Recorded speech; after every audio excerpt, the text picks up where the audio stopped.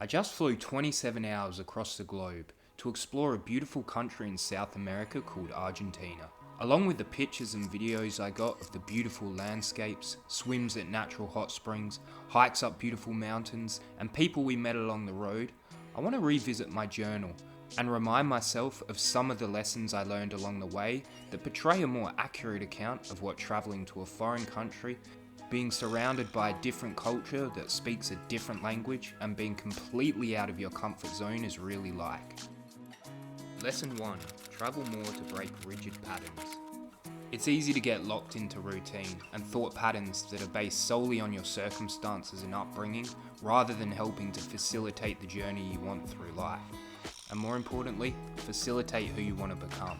Travel is one of the greatest opportunities to break these rigid patterns, expand your perspectives, expand your knowledge, learn more about life, different ways of being, experience different sights, smells, sounds, and perspectives.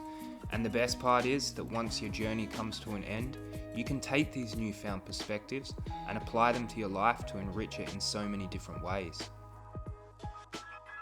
Lesson 2. Share meals with family and friends. It's all too easy to get caught up in the rush of life and forget how important meals with families and friends are, and how nice it is to be welcomed by strangers and share stories and drinks with them late into the night. Argentina reminded me that time spent with family and friends is not time wasted. Enjoying the company of others is one of the best ways we can spend the most valuable currency we have: time.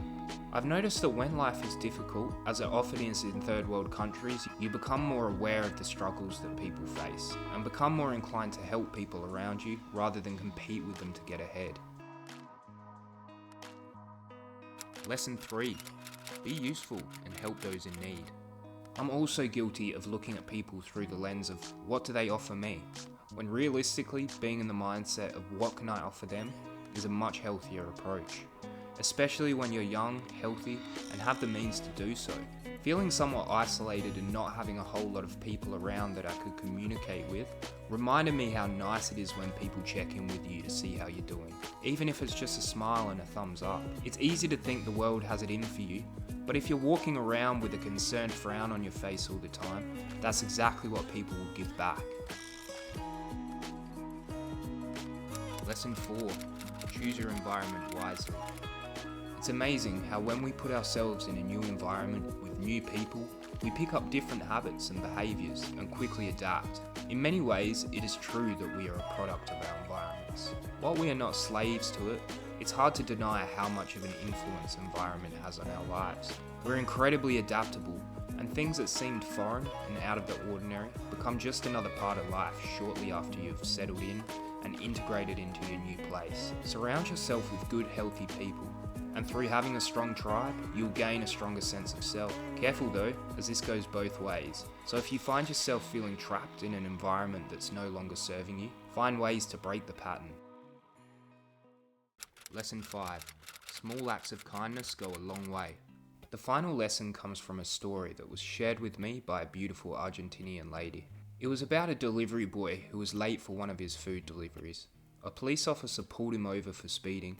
The boy pleaded that he be allowed to deliver the food to the customer, otherwise he would be fired from his job. The officer wouldn't allow him to continue and took his license for the offence. He walked the rest of the way, but the lady would not accept the food as it was late. He went back to his bike knowing he would be fired from his job, which he desperately needed to support his family. When he was sitting by his bike, dwelling on how unfair things seemed, he noticed a lady and her daughter starving and cold on the other side of the street. He was hungry too, but after consideration, he walked over to the struggling pair and gave the delivery of food to them. He didn't know it at the time, but the lady who turned down the delivery, as well as the cop who took his license, were both watching his actions. When they saw the kindness in this man's heart, the officer reinstated his license, and the lady who was meant to receive the food said she had informed his place of work that he was the best delivery man she had ever had, so that he wouldn't lose his job. For me, this story served as a lesson about how small kind deeds can go a long way, and how our small positive actions can dictate the course of our lives